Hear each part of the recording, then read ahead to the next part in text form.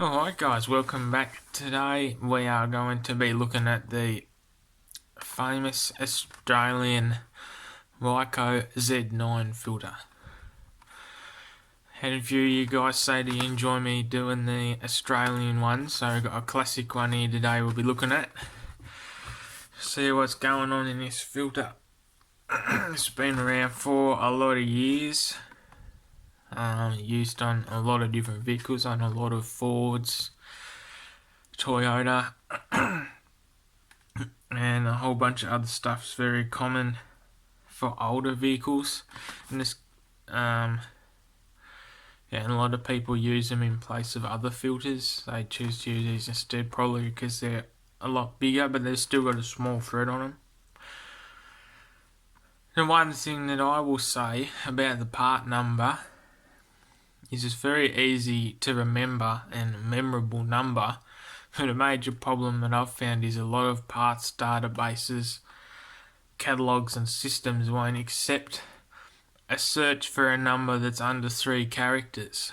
So when you go and put this number and try and search for it, or a cross-reference or something like that, it won't accept a number that's under 3 characters. So you get stuck real quick with that, which is a little bit unfortunate. But apart from that, I suppose. So like I've said that, this filter's like, at least, 40, 50 years old. Been making them since the 60s. They have kept the name of it, and they've obviously kept the same basic specification, but it has been upgraded as the years have gone on and their filtration technology's improved. So I'm quite keen to see what's inside. This is also an extremely cheap filter. For a RYCO, this only cost me $9.90 from Supercheap. There's a lot of their other stuff, most RYCO stuff, even for the little real small ones, the majority of them, you look around somewhere between $15 and $25.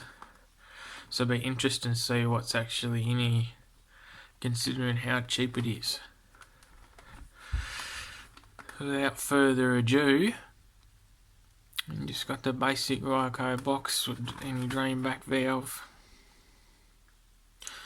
Made in China, the RYCO specification. Efficiency, life and flow. Need to exceed OEM. You got some of their other bits on there too, so.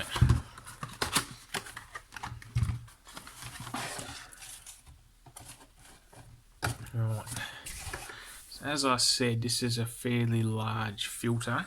I've got placed in the little LF3615 next to that. It's fairly large. So what is the measurement? Across 95 and long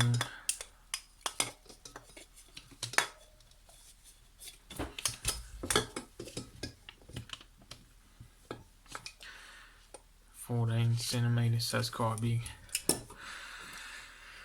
Alright, so it's the same basic design as all other RYCO filters. You got RYCO Z9 trademark. I need to look to see if other RYCO filters have got the TM on them for their part number, or whether it's just the Z9, it's a trademark, because once again it's quite famous number, quite famous oil filter.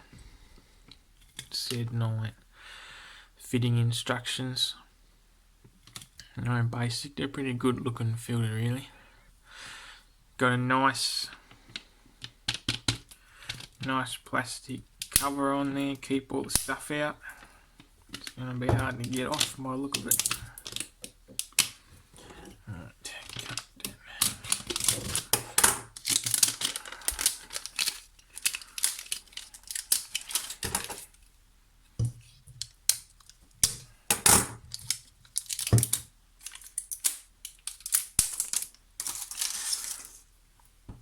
This one here has actually got a pre-greased seal. I haven't used RYCO filters in a long time, so I'm not sure if that's standard or not. As far as I was there, the last one I used wasn't oiled.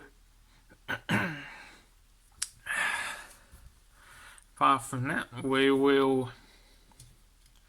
Seal doesn't sit very high above the edge of the filter, but we'll have more of a look at that once we get it cut open. So I'll get that open and we'll have a look at it. Alright, so we've got him cut open, and as you can see from the top of the filter, like I said before, it's a interesting design because the actual inlet and the O-ring is quite small compared to the actual size of the filter, which makes it a common thing to fit on things with smaller, that generally would have smaller filters. You can add, like for example, this is Z432ST. You see where the gasket goes. It just goes right to the edge, and it's not really that much smaller than the inside of that, but that's on a tiny little filter canister, you know. And this is on a big one, so it can be fitted, and I think it's actually the same thread too, so these are both 3/4 threads, so they're the same. You can almost screw that Z9 onto that housing, almost, and it would work. So ignore that, I damaged that when I was getting it off, but gasket, you know, it's got a fair bit of good thickness to it there. It's a little bit of a tough material, definitely want to keep that oil compared to the Teflon ones on the Syntec. But it fits in there pretty well, stays good. And these threads, I damaged that as well, but got about 4 or 5 threads in there, so that's quite a decent amount, that's good. And base plate's nice and thick. Obviously, if you're going to compare this base plate to filters of this size that weren't a Z9, they'll probably have a lot more flow because they'll have holes all the way around here too. So it's good and bad at the same time, because it means you can fit it to a lot of things with smaller bases, but at the same time, if it's something that does require a filter this big, you're sort of restricting it a little bit. But it's pretty good. We've got our canister, coil spring down in there. Here's an interesting thing I haven't seen before. You can see down in there, the can is like got a pop in it. Now I assume that is so. Yeah, it fits nice. That spring there helps locate it a bit, so it stays in the middle. That's a pretty cool feature there. Very nice, decent coil spring there, good size, good thickness for the filter. In terms of the can, we're coming up as about 0.5, 0.6, so it's quite a decent can as well. Certainly nothing wrong with that from the outside, and then it looks like a good filter. A bit of, no, that's just good in there. Nice can, that's good. Spring, alright, obviously we've got a socket, a silicon anti-drain back valve. It's actually got a Z9 part number on it there, which is interesting. 36. It's very nice and pliable. Work well. How does it sit on here? It's a nice tight fit around there, and it seals well around the edge, so that's certainly nice. Once again, a little bit of a small thing because of the size of the filter. It's a bit strange on there, but it certainly seals good on there, on the canister. Same story, it's a nice fit. They go well together. There's certainly a good seal there. Right, and the canister itself is looking quite nice. Solid metal ends. Got a spring-loaded bypass there. See that down in there.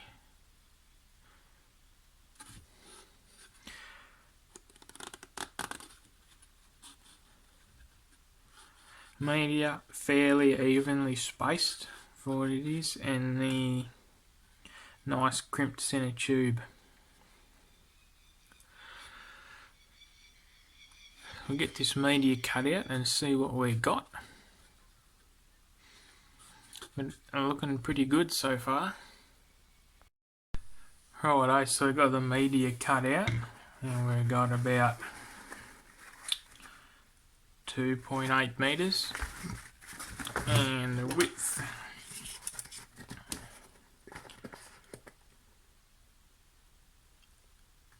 is about 101 millimeters.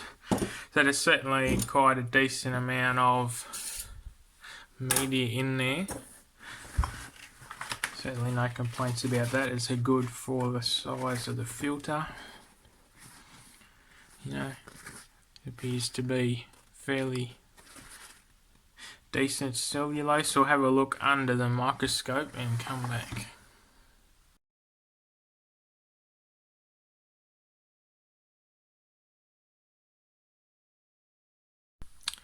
Right, so I had a look at that, and that is very surprising actually. The media itself looks to be, on first glance, fairly good. It looks pretty nice and dense on the microscope.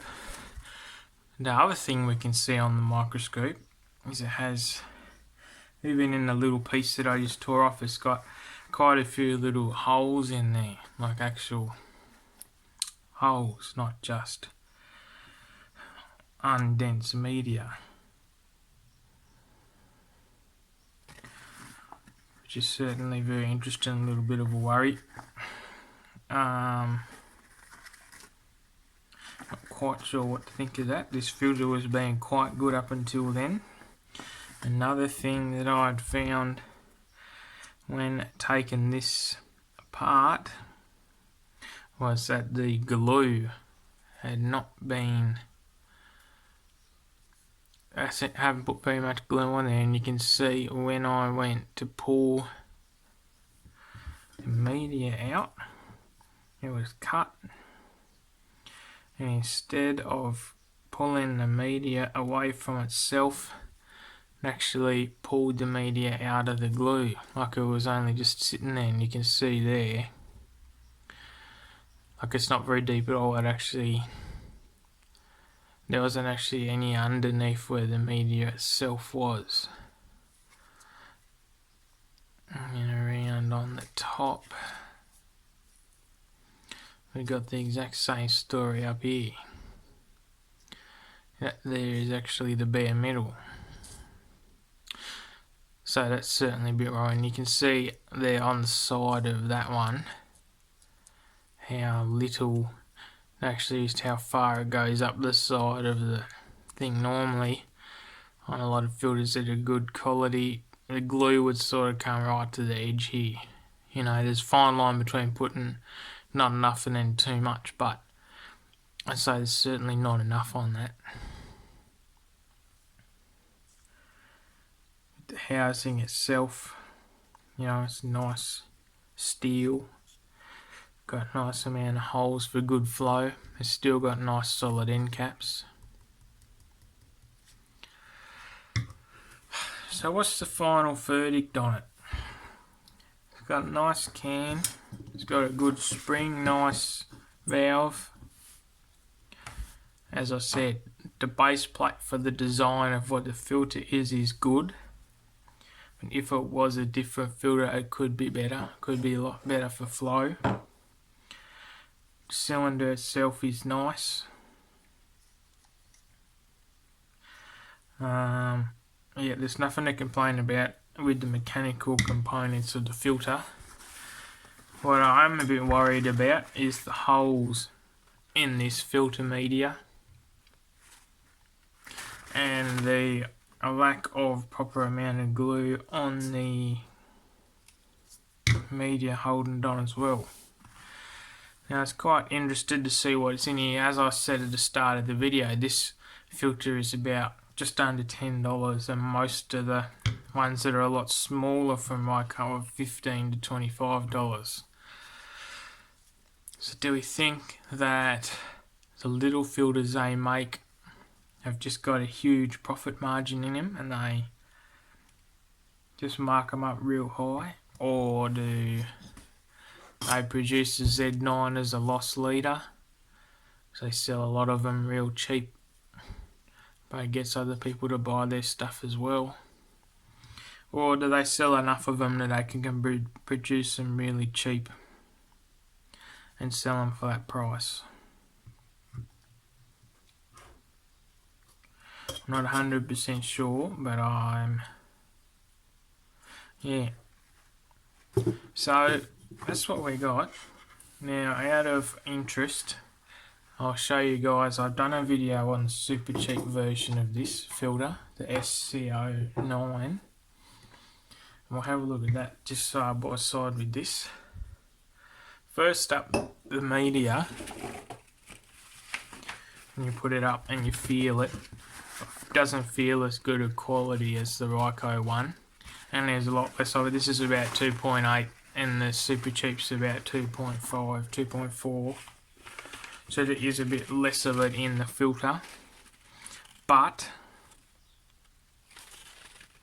pretty sure this filter didn't have holes in it when you looked at the media. The can on the super cheap,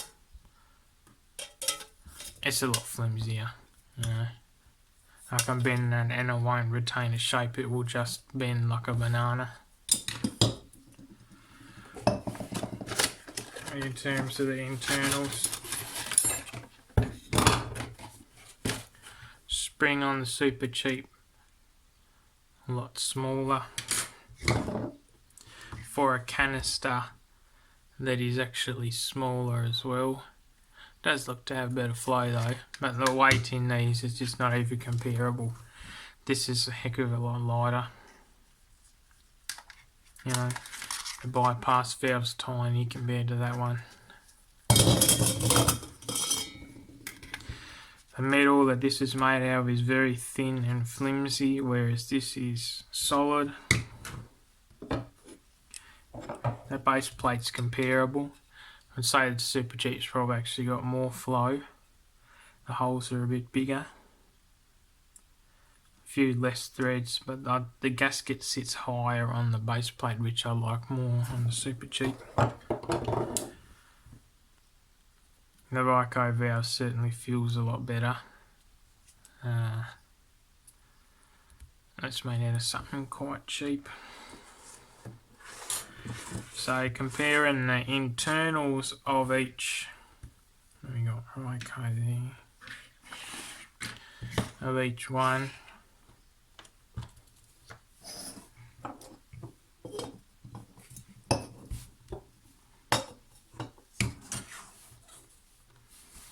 You know, I've heard people say that they've been into super cheap and ask what the difference is between these two, and the people at super cheap generally say that they're the same.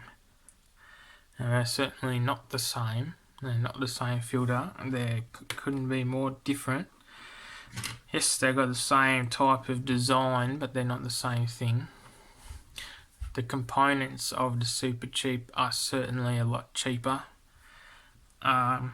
Not as well thought out and designed.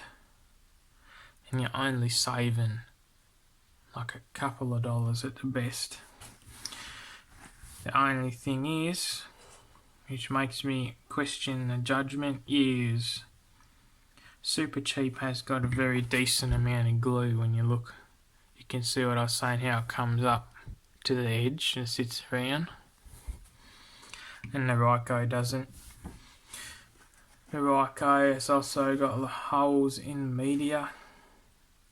I like to see a few other RYCO filters in the standard type to see what they have. And obviously the Supercheap doesn't have that, so I'll let you guys draw your own conclusion about that.